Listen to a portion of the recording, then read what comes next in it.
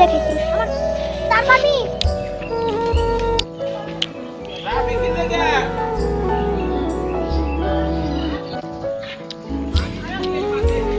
ডিম ভাজি সেমাইয়ের ঘ্রাণে ভরে উঠেছে। সকাল সকাল ঈদের দিন শুরু হলো রান্নাঘরের ব্যস্ততায়। গরম গরম পরোটা, সেই সাথে ডিম ভাজি সেমাইয়ের ঘ্রাণে ভরে উঠেছে ঘর। এই ছোট্ট ছোট্ট মুহূর্তই তো ঈদের আনন্দ। পরিবারের সঙ্গে সময় কাটানো, হাসি ভালোবাসা ভাগ করে নেওয়া, সবাইকে জানাই ঈদের অনেক অনেক শুভেচ্ছা। ঈদ মুবারক। সারাদিন জার্নি করে নিজের রান্নাঘরে ফিরে আসাটাই যেন এক অন্যরকম শান্তি। তো আজকে এসে রান্নাবান্না শুরু করে দিয়েছি।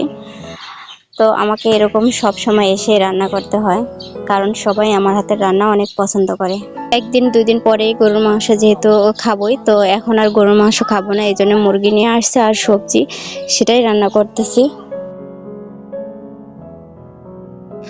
ঈদের ছুটিতে বাড়ি ফেরা যেন শুধু এটা যেন ফেরা নিজের শিকড়ে। শহরের ব্যস্ততা আর জীবনের মাঝ থেকে হঠাৎ একটানে চলে আসা গ্রামে, যেখানে তাল গাছ থেকে পাড়া তাজা তাল, আম গাছের নিচে পড়ে থাকা টসটসে আমরুল, এসব কুড়িয়ে এনে উঠানে বসে সবাই মিলে একসাথে খাওয়াটা এক অন্যরকম আনন্দ। এই ছোট্ট ছোট্ট কাজগুলোর মধ্যেই লুকিয়ে থাকে আমার ঈদের সবচেয়ে বড় আনন্দ।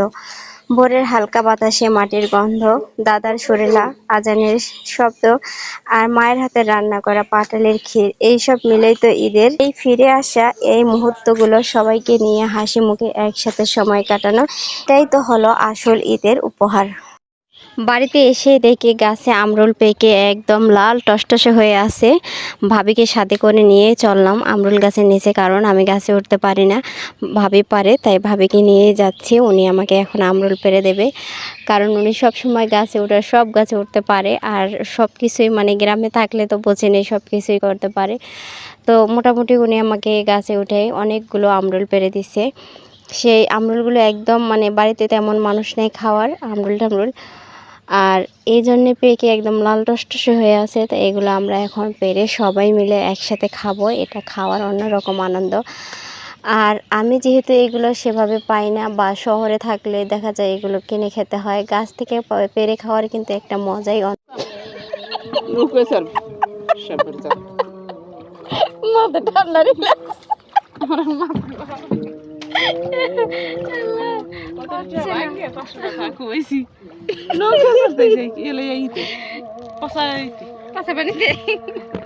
ইলিশ মাছ আছে নৌকা দিকে নেই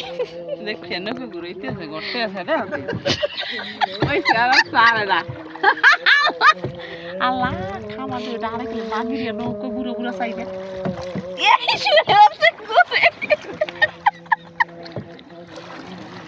জানোয়ার, এই জানোয়ারের সময় লিগে মানুষের সবাই দেখতার না, জানোয়ারের লাশ লাশ